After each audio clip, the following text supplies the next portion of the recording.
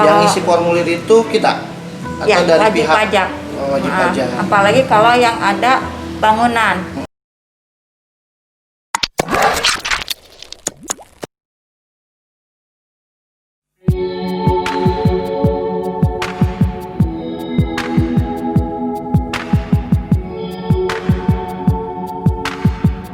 Oke, assalamualaikum warahmatullahi wabarakatuh. Ya, ketemu lagi sama Kang Wildan. Nah, di konten hari ini kita lagi ketemu sama Ibu Fajar. Beliau adalah salah satu penanggung jawab UPT di wilayah kita, terutama di wilayah kecamatan.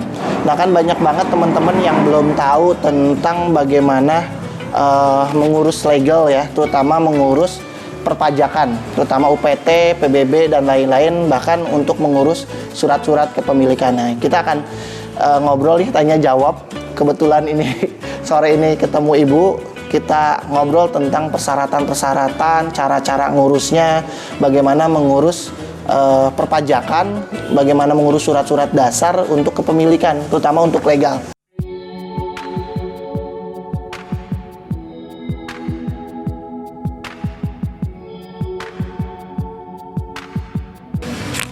Pertama, fotokopi kepemilikan, itu KTP.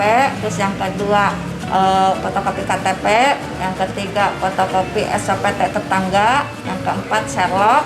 Sherlock itu harus di tengah-tengah lokasi, jangan di pinggir. Nanti kalau di pinggir itu lahan orang ke bawah. Itu nanti di peta di Bapendanya juga, di situnya lahan orang, bukan lahan kepemilikan yang kita miliki. Terus surat dari desa itu wajib, dan Lampiran ya Bu ya? pengajuan Pengajuan pengantar dari desa itu wajib, dan yang nanda tangannya itu kepala desa. ya. Nggak boleh sekdes ataupun atas nama, kecuali kepala desa. PLT atau PLH itu boleh yang nanda tangan. Terus di samping itu ada formulir juga, formulir semacam formulirnya semacam yang begini. Terus ada SOP, ada LSPOP. Yang isi formulir itu kita atau ya, dari wajib pihak pajak. wajib pajak. Apalagi kalau yang ada bangunan. Bangunan itu kan adanya di LSPOP. Ya. LSPOP itu ini dindingnya terbuat dari apa bata, apa batu bata. Atau hebo. Itu kan yang punya, yang tahu persis itu kan wajib pajaknya. Ya. Itu dia wajib ngisi. Di situ juga ada wattnya, ini apa, ketegangan tingginya, listrik.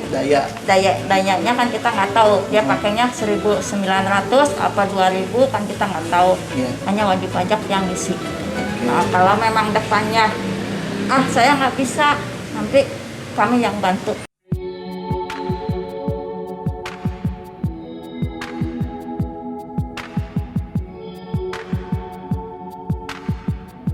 Untuk misi depannya. Ya, jadi jangan takut ke UPT ya. Jadi kalau mau ngurus, insya Allah dibantu sama petugas petugas di UPT. Jadi ini buat himbauan ya, apalagi dengan kondisi negara seperti ini, bayar pajak itu ya wajib gitu ya. Memang harus kita naati aturan-aturan yang berlaku ya Bu, supaya negara kita maju. Jadi jangan takut dulu mengenai ke pajak, kan orang rata-rata masih ada takut ke pajak. Datang aja dulu, insya Allah di UPT diberi informasi, dibimbing, dibantu diselesaikan step by stepnya. Jadi jangan dulu ragu gitu ya. Ini buat himbauan buat kita juga, sama-sama mengurus dengan benar gitu ya Bu ya. Nah, itu cara mengurus teman-teman yang SPPT yang masih baru.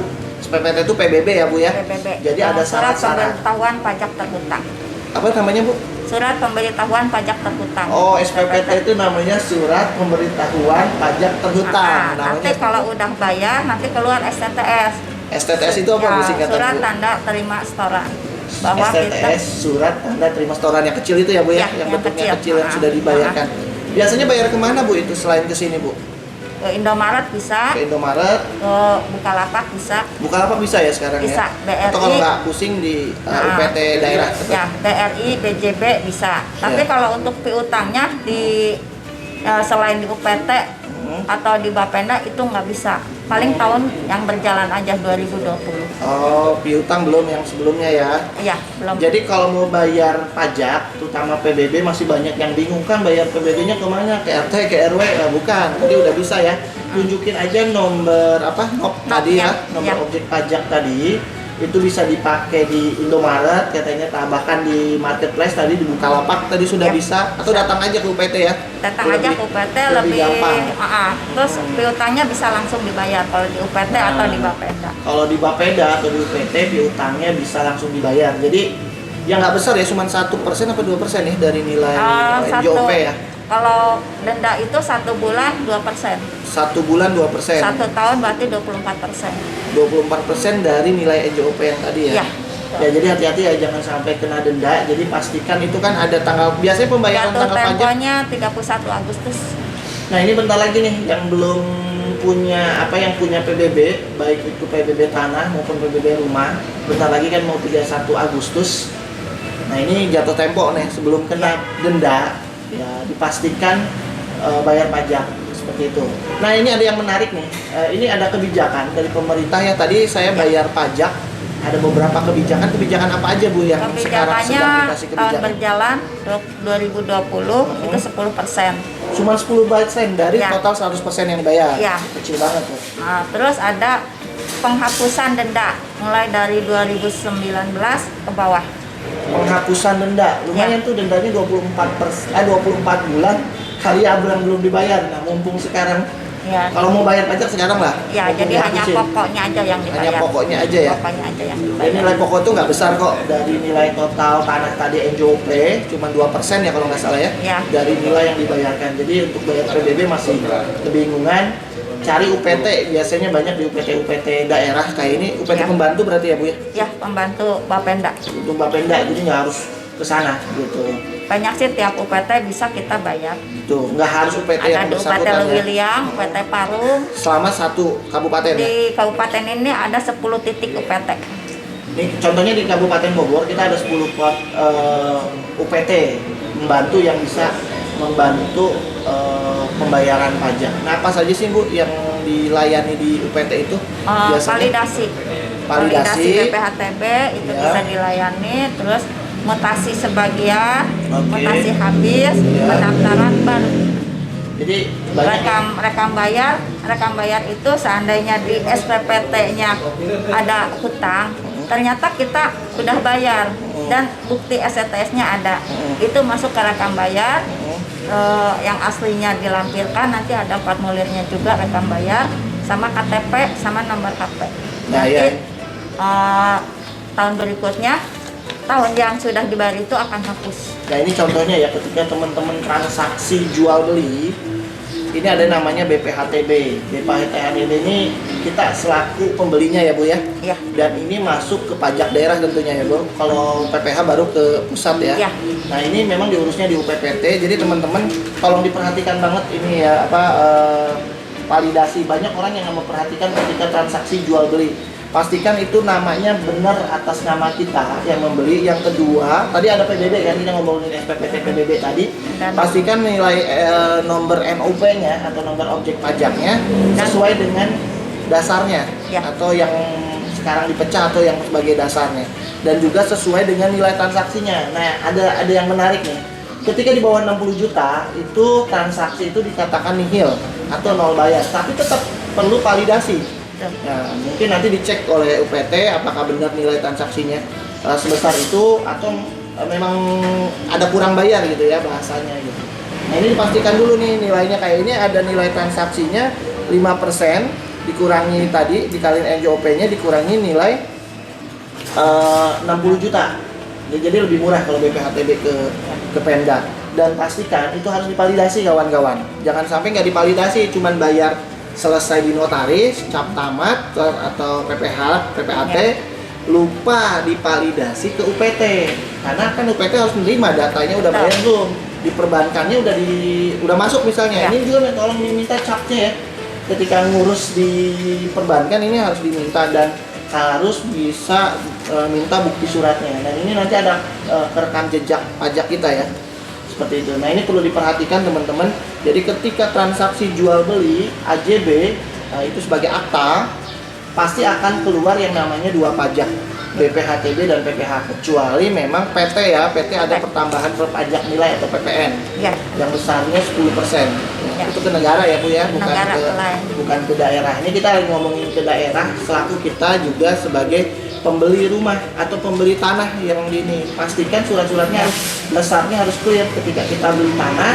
Pastikan tadi ada tidak sengketanya, Ya. riwayat tanah, letter C desanya, Ya. terusnya surat-surat kuasanya, surat-surat tadi PBB, BPHTB, dan kelengkapan-kelengkapannya SPPT tadi. Jangan sampai itu kelengkapannya kurang. Jadi kalau mau beli ke developer kah, mau beli perorangan kah, itu diurus.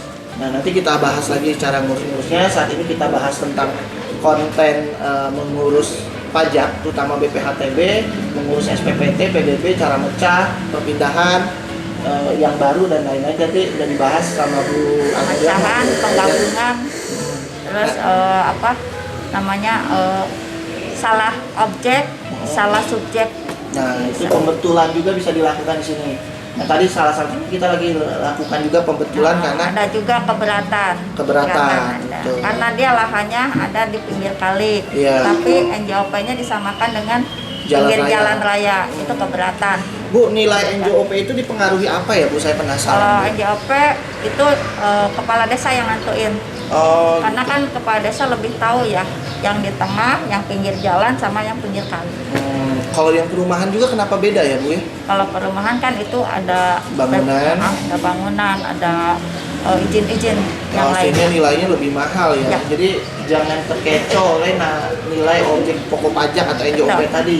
Ya. Jadi nggak sama nih antara lahan satu dengan lahan yang lainnya. Jadi lahannya di bawah NJOP ya, memang beda strategisitasnya, itu yang akan menentukan. Jadi sekali lagi jangan lupa ketika transaksi pajak-pajak ini harus diperhatikan, jangan sampai kita lupa memvalidasi. Ini banyak banget ya kasus yang lupa validasi sehingga nggak tahu mengenai ini udah bayar belum. Ini harus kayak gini nih. Ini formulir BPHTB-nya, ini persyaratan. Nanti karena kenapa? Persyaratan ini akan dibawa kemana-mana. Nah, salah satunya kita lagi ngurus IMB, ngurus yang lain-lain. Dasar-dasar tadi tidak serangkai, letter C desa, AJB, sertifikatnya, bahkan BPHTB dan PBB-nya, ini menjadi bukti kelengkapan tentunya. Nah, ini harus disiapkan. Kalau nggak disiapkan ini bisa jadi masalah di kemudian harinya, dan diminta pasti sama Ibu ya. Ya. Gitu. Nah, itu perlu diperhatikan. Jadi kita tahu banget langsung ke UPT, unit pajak terpadu ya, UPT itu ya. Pelayanan terpadu. Unit pelayanan terpadu di sini, jadi kita tahu dasar-dasar mengurus legalitas saat pembelian dan dasar-dasar pajak. Kali lagi ini mumpung lagi negara ada promo diskon Ya. pajak.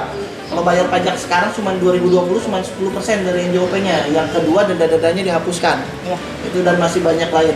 Masuk juga pajak-pajak yang lain ya, Bu ya, kayak pajak pajak yang keringanan apa aja, Bu, sekarang yang dapat keringanan pajak, Bu? hotel, restoran. Hotel, restoran, khususnya karyawan juga Hiburan, ya. ya, hiburan. Semua pokoknya ada keringanan pajak, mumpung sekarang diurus perpajakannya biar nanti nyaman di kemudian hari. Terima kasih Bu Pajak, Sama-sama. kita dapat edukasi baru tentang bagaimana cara mengurus legalitas dan perpajakan di daerah tentunya. Mudah-mudahan teman-teman lebih tertib terhadap pajaknya, dan ini pajak bukan untuk siapa-siapa tapi untuk kembali lagi perbaikan daerah, dan jalankan yang betul ya, jangan sampai maaf ada oknum-oknum tertentu ya. Ya, betul. Gitu. Langsung aja ke kantor pajak biar dapat yang valid gitu. Oke, terima kasih banyak.